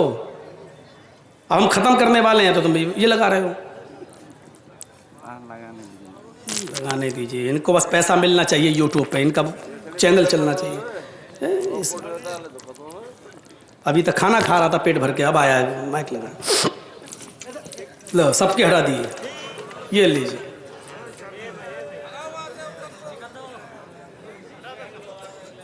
सुनिए, ये इस्लाम की सबसे बड़ी खूबी है। आप देख लीजिए, आज भी मस्जिद के अंदर जमात का मामला हो, सऊदिया में हज का मामला हो, ओफो, ऐसी मसावात कहीं मिलेगी? कोई अमीर है तो कोई गरीब है, कोई इंडिया से गया तो कोई पाकिस्तान से गया, कोई मिस्र से आया तो कोई सूडान से आया, कोई अफ्रीका से आया तो कोई बांग्लादेश से गया, कोई लंबा है तो कोई छोटा है, एक ही मैदान में जमा है। अराफात का मैदान लबालब भरा है और सबके मुंह से एक ही जुमला निकल रहा है, लब्बैक लब्बैक अल्लाहुम्मा लब्बैक ला शरीका लका लब्बैक। हाजिर हूं अय अल्लाह, मैं तेरे दरबार में हाजिर हूं। ऐसा लग रहा है जैसे कोई बहुत बड़ा पापी, बहुत बड़ा गुनाहगार, गवर्नमेंट ने जिसको मौका दिया हो कि 1 महीने का मौका दे रहा हूं, वो कोर्ट सरेंडर कर दे, वरना 1 महीने में हाजिर न हुआ तो उसको जहां दिखाई दे गोली से शूट कर दो, मार दो। ऐसा मुजरिम जो भाग रहा हो और कोर्ट में आके अपने आप को सरेंडर कर रहा हो, ऐसा लग रहा है जैसे हिंदुस्तान और पाकिस्तान, मिस्र और सूडान और अफ्रीका से अपने गुनाहों की पोटली लाद कर अल्लाह के दरबार में, अल्लाह की अदालत में अपने गुनाहों की गठरी लाद कर कोई ऐलान कर रहा हो कि अल्लाह मैं हाजिर हूं, अल्लाह मैंने अपने आप को सरेंडर कर दिया, अल्लाह मैंने अपने आप को तेरी अदालत में सौंप दिया, अल्लाह मैंने जिंदगी भर गुनाह किए हैं, अल्लाह मैंने बहुत बड़े पाप किए, आज तेरे घर में आ गया हूं, तेरे मैदान में जमा हूं, आय अल्लाह देख मेरे जिस्म के ऊपर कोई सिला हुआ कपड़ा नहीं है, कोई फख्र नहीं है, कोई मैं बहुत स्टैंडर्ड कपड़ा पहने हुए नहीं हूं, आय अल्लाह ये सारे लोग एक ही लिबास में, मेरा भी वही लिबास है, इलाहुल आलमीन हम हाजिर हो गए, हमने तेरे सामने अपने आप को सरेंडर कर दिया है। यहाँ सरेंडर करता है, यहाँ माफी मांग रहा है, यहाँ अपने आंखों के आंसुओं से अपने गुनाहों की स्याही को धुल रहा है, उधर से भी आवाज आती है, आए फरिश्तों गवाह रहना, मेरे बंदे ने अपने गुनाहों की पोटली मेरे सामने पटक दी है और हमको इसे इकरार कर लिया है कि हम अपने गुनाह मिटाने के लिए तुझसे तौबा और इस्तिगफार करने के लिए आए हैं। फरिश्तों गवाह रहना, मैंने अपने तमाम बंदों के गुनाहों को माफ कर दिया है, इनको आज ऐसा कर दिया है जैसे इनकी मां ने इन्हें आज ही अपनी पेट से जना है, अपने पेट से आज ही पैदा किया है, जैसे बच्चा गुनाहों से पाक और साफ होता है, मैंने भी इनके गुनाहों को बख्श दिया है, पाक और साफ कर दिया है इनको गुनाहों से। मेरे भाइयों, एक ही लिबास कैसा लगता है, मसावात का ऐसा दर्स कहीं आपको देखने को नहीं मिलेगा, किसी भी जगह नहीं मिलेगा। ये इस्लाम की सबसे बड़ी खूबी है कि उसने मसावात का दर्स दिया है। कोई भी हो, कुरान यहां तक कहता है ईमान वालों, ला यजरिमन्नकुम शनआन कौमिन अला अल्ला तादिलु अदिलु। हाय ईमान वालों, किसी कौम की दुश्मनी तुम्हें कहीं जुल्म करने पर मजबूर न कर दे, किसी भी हाल में जुल्म मत होने देना, बल्कि इंसाफ करना। कुरान ने अदल का हुक्म दिया, कोई गैर मुस्लिम के साथ तुम्हारा मामला है उधर भी इंसाफ। और देखा गया काजी शुरह की अदालत के अंदर जब हजरत अली की एक जिरा गायब हो गई, जिरा जो हाथ में पहनी जाती है और तलवार चलाई जाती है इस हाथ से, और जब कोई काफिर आपको तलवार मारता है तो जिरा से बचा लिया जाता है, या वो तो ढाल होती है, जिरा जो है लोहे की पहन ली जाती है अपने सीने पर ताकि कोई तीर ना आए। लोहे की जिरा एक यहूदी के पास देखते हैं 6 महीने के बाद, तो हजरत अली ने कहा ये जिरा मेरी है, कहा नहीं, यहूदी ने कहा ये जिरा मेरी है। हजरत अली ने कहा ये देखो झूठ मत बोलो, ये जिरा मेरी है, मैं पहचानता हूं। यहूदी ने कहा ये जिरा मेरी है, अगर आप कहते मेरी है तो जाओ अदालत में अपना मुकदमा दायर करो और साबित करो कि ये जिरा तुम्हारी है। हजरत अली अमीरुल मोमिनीन हैं, लेकिन इसके बावजूद यहूदी से जिरा नहीं ले पा रहे हैं। काजी शुरह की अदालत में मुकदमा दायर करते हैं कि मेरी एक जिरा है यहूदी के पास। तारीख देकर यहूदी को तलब किया गया। हजरत उमर भी उस तारीख पे आए। हजरत उमर फारूक से पहले यहूदी कहने लगा, काजी साहब, हजरत उमर ने, हजरत अली ने मुकदमा दायर किया है मेरे खिलाफ। काजी शुरैह ने कहा, आए यहूदी खामोश रहो, तुम मुद्दा अलैह हो, मुद्दई नहीं, मुद्दई हजरत अली हैं, पहले इनको बोलने की इजाजत दी जाएगी। हजरत अली ने कहा, काजी साहब, मेरी जिरा 6 महीने पहले गुम हो गई थी, 6 महीने के बाद ये जिरा मैंने एक यहूदी के हाथ में देखी है, लिहाजा ये जिरा मेरी है, मुझे दी जाए। कहा यहूदी अब तू बोल, बोल क्या बोलता अपनी सफाई में। यहूदी कहता है, काजी साहब, हजरत अली गलत कह रहे हैं, ये जिरा तो कई महीनों से, कई सालों से मेरे पास है और इस जिरा का मालिक मैं हूं। काजी साहब कहते हैं, हजरत अली को सच्चा मानते हैं, अमीरुल मोमिनीन मान रहे हैं, लेकिन उसूल उसूल होता है, ज़ाब्ता ज़ाब्ता होता है, फैसला सुनाने वाले को बहुत ही होशियारी से फैसला सुनाना है। काजी साहब ने कहा, अली अगर आपकी जिरा है तो अपने लिए गवाह पेश करो जो ये गवाही देगी ये जिरा आपकी है। हजरत अली ने अपने बेटे को पेश किया, हाय हुसैन, ये हसन गवाही दो, बताओ ये जिरा किसकी है। हजरत हसन कटघरे में खड़े होते हैं और कहते हैं, काजी साहब یہ زنا میرے باپ کی ہے، دروازے پہ رکھی تھی، گھر کے اندر چلے گئے، تھوڑی دیر کے بعد لوٹ کے آئے تو زنا غائب۔ یہی زنا ہے جو اس یہودی کے پاس ہے، اور میں گواہی دیتا ہوں کہ یہ میرے باپ حضرت علی کی زنا ہے۔ حضرت حسن کی شہادت پر قاضی صاحب ایکشن لیتے ہیں۔ قاضی شریک کا جواب دیکھیے، اے علی امیر المومنین، آپ کو معلوم ہونا چاہیے کہ حسن آپ کے بیٹے ہیں، اور شریعت یہ کہتی ہے کہ باپ کے حق میں بیٹے کی گواہی معتبر نہیں ہے، کیونکہ بیٹا اکثر اپنے باپ ہی کے فیور میں بولتا ہے، اسی کی طرفداری میں بولتا ہے۔ مجھے افسوس ہے کہ میں تمہارے بیٹے کی گواہی منظور نہیں کر سکتا۔ شریعت کے مطابق باپ کے حق میں بیٹے کی گواہی کا کوئی اعتبار نہیں ہے، واپس کرو، کوئی دوسرا گواہ لاؤ۔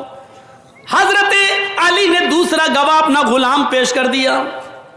غلام نے کہا یہ زرا میرے مالک علی کی ہے، میں نے انہی کے پاس دیکھی ہے، دروازے کے باہر رکھی تھی، اندر سے آئے تو دیکھا غائب۔ 6 مہینے کے بعد یہ زرا اس یہودی کے پاس دکھی، یہودی بے ایمانی کر رہا ہے، دے نہیں رہا ہے۔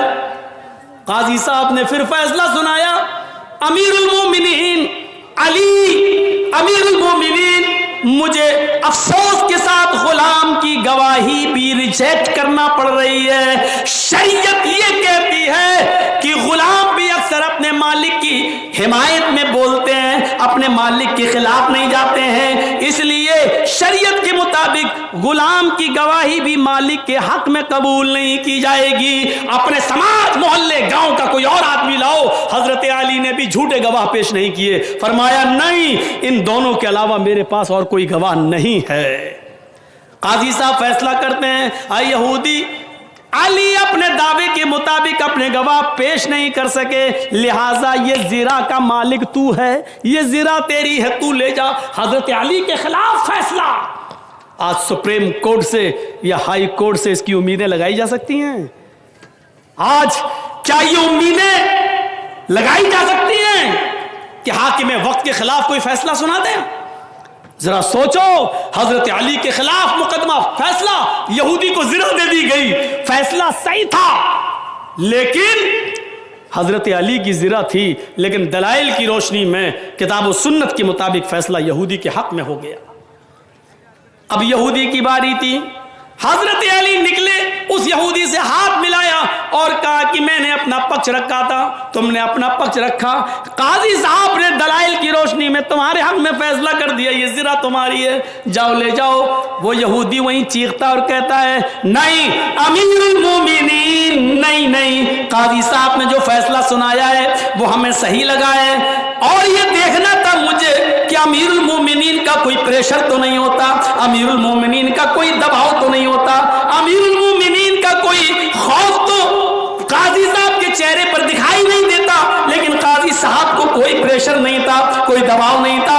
آج اس فیصلے نے میرا سینہ چوڑا کر دیا اور میرے لیے اسلام، میرے دل کو اسلام کے لیے اور کشادہ کر دیا۔ اے قاضی صاحب، آپ نے جو بھی فیصلہ سنایا وہ سچا ہو یا غلط میں نہیں جانتا، لیکن حقیقت یہ ہے کہ زرا کے مالک حضرت علی ہی ہے۔ میں تو دیکھنا چاہتا تھا کہ یہ جھوٹے گواہ تو عدالت میں پیش نہیں کرتے ہیں، انہوں نے نہیں کیا ہے، اب میں ان کو ان کی زرا لوٹا رہا ہوں۔ اور اسی جگہ پر تاریخ خطیب کے اندر خطیب بغدادی لکھتے ہیں کہ اسی جگہ پر اس یہودی نے کلمہ بھی پڑھ لیا، اشہد ان لا الہ الا اللہ و اشہد ان محمدن عبدہ و رسولہ۔ یہ مساوات کا درس کوئی کسی کے خلاف نہیں، یہ درس اگر کہیں ملتا ہے تو اسلام دیتا ہے۔ ملک شام کے اندر عمر ابن عاص کے بیٹے نے ایک یہودی بچے کو کوڑا مار دیا، صرف اس لیے کہ گھڑ دوڑ میں وہ یہودی بچہ آگے نکل گیا۔ اس بچے نے کہا کہ میں امیر المومنین سے، میں عمر ابن عاص سے میں شکایت کروں گا۔ بیٹا بولتا ہے، جاؤ جس سے شکایت کرنا چاہو کر دو، عمر ابن عاص میرے باپ ہیں، وہ خلیفہ ہیں، یہاں کے گورنر ہیں، اور میرا کوئی کچھ نہیں کر سکتا۔ وہ یہودی بچہ خاموش ہو گیا، جب یہ گورنر کا بیٹا ہے تو میرا کیا ہوگا۔ کچھ دنوں کے بعد حضرت عمر ملک شام گئے اور لوگوں کی ایک میٹنگ لیتے ہیں، کیا عمر ابن عاص نے صحیح کام کیا ہے، تم بتاؤ، کوئی شکایت ہو؟ किसी ने कोई शिकायत नहीं की। छोटा सा बच्चा उठता है, कहता अमीरुल मोमिनीन मुझे शिकायत है। कहा किस बात की? इधर आओ बेटा। यहूदी बच्चा 11-12 साल की उम्र, वो बच्चा आगे आता है। हजरत उमर उसको अपने पास बिठाते हैं। क्या हुआ तुम्हारे साथ? कहा अमर इब्न आस के बेटे ने मेरे साथ घोड़ा दौड़ाया कि देखो कौन आगे निकलता है। मेरा घोड़ा आगे निकल गया, खफा हो गया और वो आया और उसने मेरे चेहरे पर एक थप्पड़ मार दिया। मैंने जब शिकायत की बात की तो कहने लगा कि मेरे बाप तो गवर्नर हैं, मेरा कुछ नहीं होगा। मैं खामोश हो गया। हजरत उमर फारूक ने अमर इब्न आस की तरफ देखा। अमर इब्न आस ने आवाज देकर अपने बेटे को बुलाया। आमना सामना हुआ। बेटे ने अपना जुर्म कबूल कर लिया। हजरत उमर फारूक ने फिर उस बच्चे के हाथ में कोड़ा दिया और कहा कि जितनी जोर से इसने तुझे थप्पड़ या कोड़ा मारा है तू भी बदला ले ले। उसने बदला ले लिया। हजरत उमर यहीं पर खामोश नहीं रहे। इसके आगे अल्लामा एहसान इलाही ज़हीर ने कहा है कि इसके बाद अमर इब्न आस को बुलाया, इधर आओ, खड़े हो जाओ। अमर इब्न आस खड़े हो गए। जल्लाद को हुक्म दिया कि एक कोड़ा अमर इब्न आस की पीठ पर भी मारो। अमर इब्न आस ने कहा मेरा क्या जुर्म है? कहा पहले कोड़ा खाओ। जब कोड़ा खा लिया तो बताया आए अमर इब्न आस, ये कोड़ा तुम्हें इसलिए मारा जा रहा है क्योंकि तुमने अपने बेटे को सही तरबियत नहीं दी, तुमने अपने बेटे को सही तालीम नहीं दी। अगर सही तालीम दी होती तो तुम्हारा बेटा उस यहूदी बच्चे से ये ना कहता कि मेरा बाप गवर्नर है, मेरा कोई कुछ नहीं कर सकता। तुम्हें नहीं मालूम कि इस्लाम लाने के बाद कोई छोटा और बड़ा नहीं है। अदल का तकाजा यह है कि तुम्हें भी कोड़ा मारा जाए क्योंकि तुम्हारे बेटे को यह जुर्रत कैसे हुई ये कहने की कि मैं गवर्नर का बेटा हूं। यह कोड़ा तुम्हें याद रखेगा और हमेशा अपने बेटे को अब सही तरबियत तुम दोगे। मेरे प्यारे साथियों, ये मसावात का ऐसा दर्स इस्लाम देता है जो दुनिया की किसी तारीख में नहीं मिलता है, किसी तारीख में नहीं। आज एक एक रुपए के साथ और करोड़ों रुपयों के साथ क्या मामला होता है। जरा तसव्वुर करो कि उमर इब्न अब्दुल अजीज की बीवी के पेट में बच्चा है, 4 दिन से भूखी है, खाना नहीं मिला। उन अपनी खादिमा से कहती ये तो कुछ देंगे नहीं, तुम बैतुल माल से थोड़ा दूध ले आओ। बैतुल माल के खाजिन ने जल्दी से थोड़ा दूध का प्याला दे दिया क्योंकि खादिमा ने कहा था 4 दिन से कुछ नहीं खाया, अगर कुछ मिला नहीं तो बच्चा मर जाएगा, पेट में बच्चा कहीं मर न जाए। दूध का प्याला लेके आ रही है। उमर इब्न अब्दुल अजीज कुएं के पास बैठकर रात के अंधेरे में वुजू बना रहे हैं, तहज्जुद की नमाज की तैयारी कर रहे हैं। उन्होंने दरवाजे से आते हुए अपनी खादिमा को देखा जो ओढ़नी से कुछ छुपाए हुए है। उठते हैं और कहते हैं कि क्या है इसमें? उसने चादर हटाई, देखा दूध का प्याला। कहां से लाई हो? कहा साहब ये प्याला तो मुझे बैतुल माल से लाई हूं। कहा क्यों? कहा आपकी बीवी के पेट में बच्चा है, 4 दिन से कुछ नहीं खाया है। हकीम और तबीब ये कह रहे हैं कि माँ कुछ खाएगी तो बच्चे की जिंदगी बनेगी, बच्चे का गोश्त पोस्ट बनेगा। माँ जब भूखी रहेगी तो बच्चा मर जाएगा। खतरा है, आपकी अमानत आपकी बीवी के पेट में पल रही है, डर है कि कहीं बच्चा मर न जाए, इसलिए थोड़ा सा दूध पी लेने दीजिए। हजरत उमर इब्न अब्दुल अजीज वो दूध का प्याला छीन लेते हैं।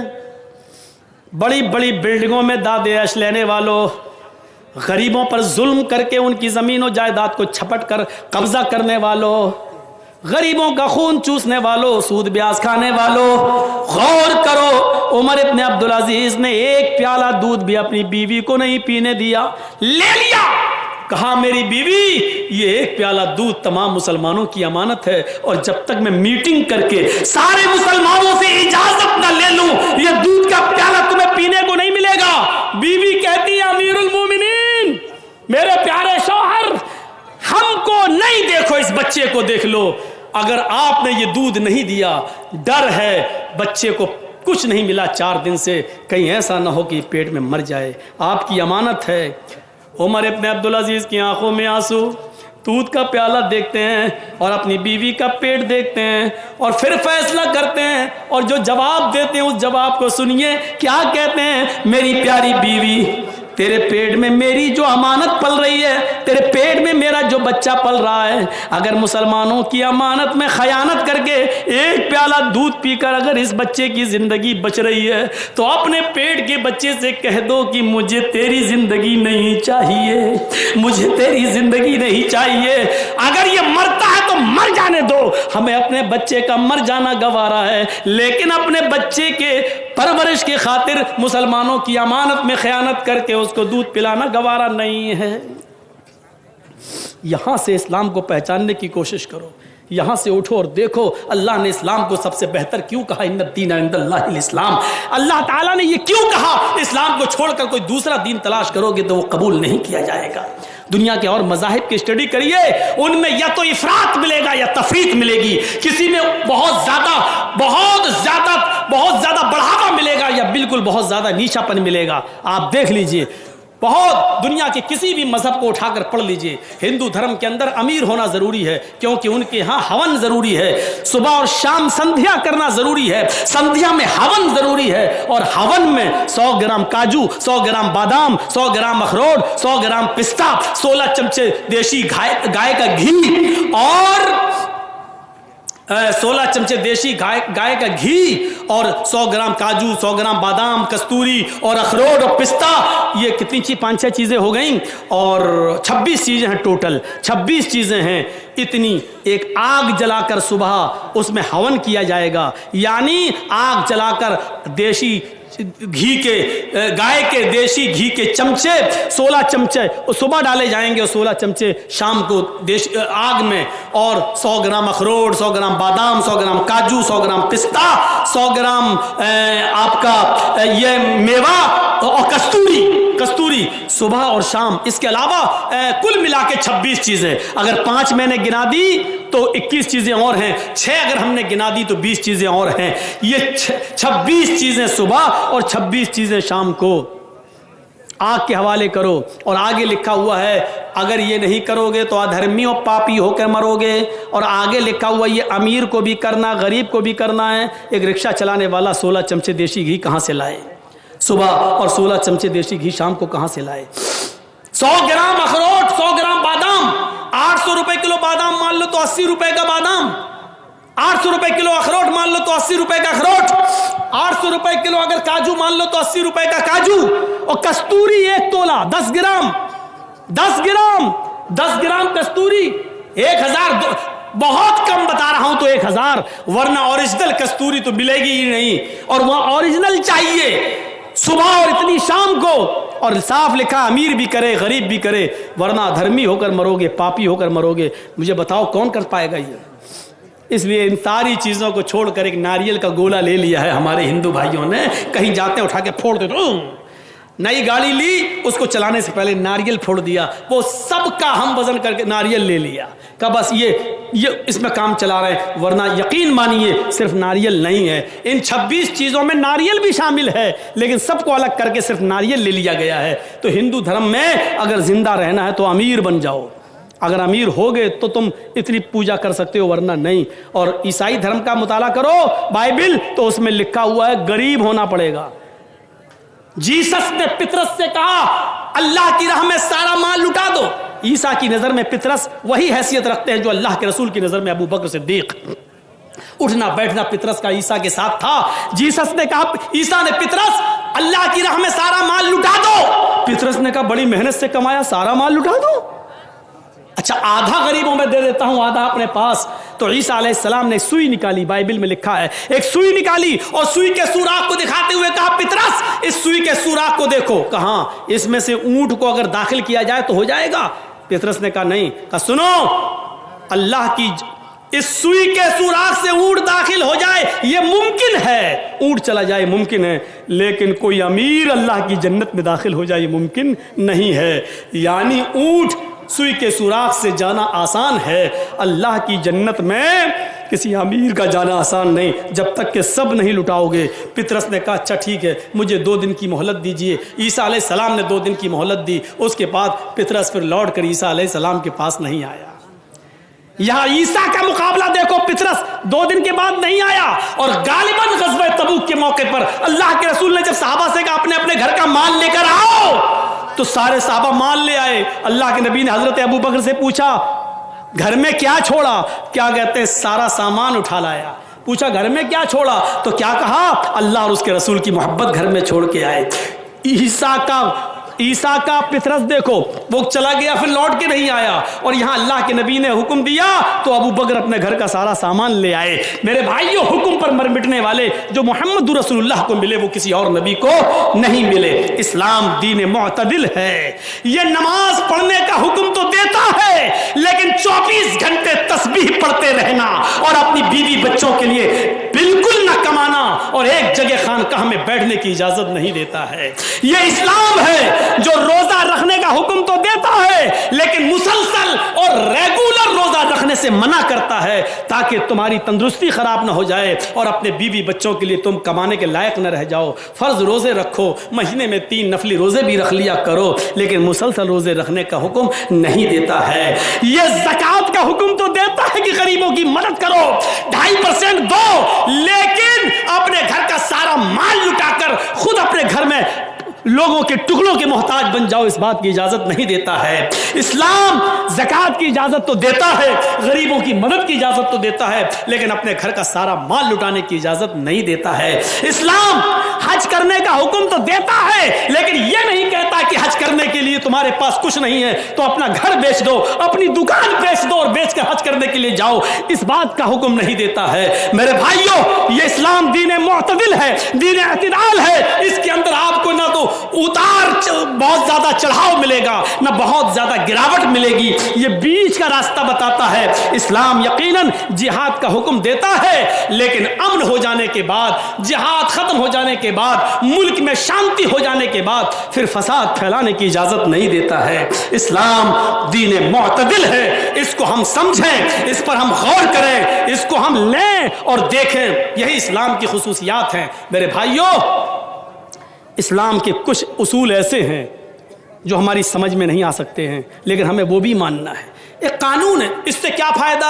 مغرب میں 3 رکعت اللہ کے نبی نے کیوں رکھی؟ فجر میں اٹھنا بڑا مشکل ہوتا ہے, وہاں 5-6 رکعتیں ہونا چاہیے تو اللہ کے نبی نے 2 ہی کیوں بتائیں؟ جمعہ اتنا مبارک دن ہے تو اس میں 2 ہی رکعتیں کیوں ہیں جبکہ جمعہ کے دن کی افضلیت ہے تو وہاں 20-25 رکعتیں ہونا چاہیے تھی. کوئی ضروری نہیں ہے ہماری عقل وہاں تک پہنچے لیکن ہمیں فالو کرنا ہے چاہے فائدہ سمجھ میں آئے یا نہ آئے. کبھی آپ نے گورنمنٹ سے سوال کیا ہے؟ ٹریفک نیم بنے ہوئے ہیں, کبھی دیکھا آپ نے؟ بڑے بڑے شہروں میں جاؤ گے تو ٹریفک نیم ہے, وہاں پولیس نہیں کھڑی ہے, لال بتی جل رہی ہے, آپ گاڑی روک دیجئے. ہری بتی جلے گی, گرین سگنل, گاڑی چلائیے. یہ نیم کس لیے بنے؟ ہمارے اور آپ کے لیے بنائے گئے ہیں. یہ نیم ہمارے اور آپ کے لیے بنائے گئے ہیں. جرجیت صاحب گاڑی چلاتے ہوئے جا رہے ہیں, کولکاتہ کی سرزمین ہے, چورایا آیا, ریڈ سگنل ہو گیا, گاڑی روک دی. جرجیت صاحب دیکھ رہے ہیں دائیں بائیں تو کوئی گاڑی نہیں آ رہی ہے, سگنل پر رکنے کا کیا فائدہ جب ایکسیڈنٹ ہو ہی نہیں سکتا, تو چلو گاڑی چلا دیں. میرے بھائیوں ایمانداری کے ساتھ بتائیے, کوئی چیز کوئی سواری ہمیں نہیں دکھ رہی ہے, ایکسیڈنٹ کا خطرہ بھی نہیں ہے, لیکن ریڈ سگنل ہے, ہمیں گاڑی چلانا چاہیے کہ نہیں چلانا چاہیے؟ قانون کے مطابق نہیں چلانا چاہیے. کیوں؟ جب تک گرین سگنل نہ ہو جائے تب تک نہیں. ہماری عقل کہتی ہے کوئی فرق نہیں پڑتا, چلاؤ, کیونکہ کوئی ایکسیڈنٹ کا خطرہ ہی نہیں ہے, آگے کوئی سواری آ ہی نہیں رہی ہے. لیکن لکھنؤ میں جہاں اس وقت ہم رہ رہے ہیں میرے بھائیوں, وہاں پولیس نہیں کھڑی ہے لیکن گاڑیوں کے نمبروں کو اکاؤنٹ سے جوڑ دیا گیا ہے, ہمارے بینک کے اکاؤنٹ سے جوڑ دیا گیا ہے. آپ نے جیسی ریڈ سگنل کراس کر کے توڑا, فوراً آپ کے موبائل میں میسج آ جائے گا 500 روپے چالان آپ کا کٹ گیا ہے. چاہے ایکسیڈنٹ کا خطرہ ہو یا نہ ہو لیکن ریڈ سگنل ہے, گاڑی روکنا پڑے گی. آپ کتنا بھی لڑیے ٹریفک کے پولیس والے سے, صاحب گاڑی تھوڑی آ رہی ہمیں جانے دیجیے, نہ ریڈ سگنل ابھی نہیں جا سکتے. نقصان کیا اگر ہم چلے جائیں؟ کچھ نہیں, قانون ہے. جمعے میں 2 رکعت کیا ہے ہمیں نہیں, کیوں ہے ہمیں نہیں معلوم, ہمارے نبی نے قانون بنایا, ہمیں فالو کرنا ہے. فجر میں 2 رکعت کیوں ہیں ہمیں ماننا ہے. گندگی زمین پر چلتے ہوئے موزے میں نیچے لگے گی لیکن مسا اوپر کرنے کا حکم دیا ہے, نیچے کیوں نہیں, ہمیں ماننا ہے. حالانکہ لوگوں نے اس کے جواب دیے ہیں لیکن ہمیں جوابات سے مطلب نہیں, ہمیں مطلب صرف یہ ہے کہ ہمارے نبی نے جو قانون ہمیں بنا دیا ہے ہمیں ماننا ہے. مکھی کھانے پینے کی چیز میں گر جائے اس کو پورا ڈبو دو, صاحب پورا ڈبو دو, ہاں, جب تک وہ مر نہ جائے اس کو ڈبو دو, جب مر جائے تو اس کو نکال کے پھینک دو, پھر پینے والی چیز پی لو یا کھانے والی چیز کھا لو. اگر آپ کا دل کراہیت نہ کرے تو, لیکن وہ چیز حلال ہے, کھا سکتے ہیں, لیکن پورا ڈبونے کا حکم ہے. ایسا مکھے بھی زندہ نکال کے پھینک دو, پورا ڈبو دو, بڑھ جانے تک انتظار کرو. ہماری سمجھ میں نہیں آ رہا ہے نہ آئے, حالانکہ اس کا طبی فائدہ ہے, لیکن اگر ہماری سمجھ میں نہیں بھی آتا ہے تب بھی کوئی فرق نہیں. ہمارے نبی نے قانون بنایا, ہمیں فالو کرنا ہے ٹریفک نیم کی طرح. جیسے ریڈ سگنل ہے لیکن ایکسیڈنٹ نہیں ہو سکتا ہے, پھر بھی ہمیں رکنا ہے. اگرچہ کوئی خطرہ نہیں ہے پھر بھی رکنا ہے, کیونکہ قانون ہے اور قانون ہمارے فائدے کے لیے بنائے گئے ہیں. ہمیں کوئی نقصان یا فائدہ ہو یا نہ ہو, اللہ کے رسول نے یہ قانون بنایا, ہمیں ماننا ہے. کیونکہ اللہ کے رسول صلی اللہ علیہ وسلم کو کہ ہر کام میں مصلحت ہے. یہ الگ بات ہے کہ ہم وہاں تک پہنچ پائیں یا نہ پہنچ پائیں, ہماری عقل وہاں تک جا سکے یا نہ جا سکے, لیکن فائدہ ضرور ہوگا, مصلحت ضرور ہوگی, ہمیں ماننا ہے. ایک چیز اور بتا دوں, قرآن کہتا ہے یا ایھا الذین آمنوا ادخلوا فی السلم کافہ, پورے داخل ہو جاؤ. 2-4 نمازیں پڑھ لیں مسلمان بن گئے, 2-4 روزے رکھ لیے مسلمان بن گئے. سب کون ہے؟ محمد اسلم, محمد جرجیز, محمد اکرم. نہیں, یہ بجلی کا کھمبا لگا ہے, مان لیجئے ابھی اس پر تار نہیں دوڑائے گئے ہیں, لیکن آپ کے گاؤں میں بجلی کا پول لگا ہوا ہے, بجلی کا کھمبا لگا ہے, اس پر بہت جلدی تار دوڑیں گے, گاؤں میں بجلی آنا ہے. لیکن اسی بجلی کے کھمبے کے پاس آم کا ایک پیڑ ہے, آم کا ایک پیڑ, ہوا چلی, آندھی آئی, چند پتے ٹوٹ کر بجلی کے پول پر, بجلی کے کھمبے پر چپک گئے. تو آپ اس بجلی کے کھمبے کو کیا کہو گے, بجلی کا کھمبا یا آم کا پیڑ؟ بتائیے. تنویر ذکی مدنی صاحب نے ہاتھ اٹھوایا, ہم پوچھ رہے ہیں آپ سے, اس کھمبے پر, بجلی کے پول پر آم کے 5-6-10 پتے چپک گئے, آپ اس کو کیا کہو گے, بجلی کا کھمبا یا آم کا پیڑ؟ بجلی کا کھمبا. آم کا پیڑ کیوں نہیں کہہ رہے, اس پہ تو پتے چپکے ہوئے ہیں. نہیں کہہ سکتے ہو, کیوں؟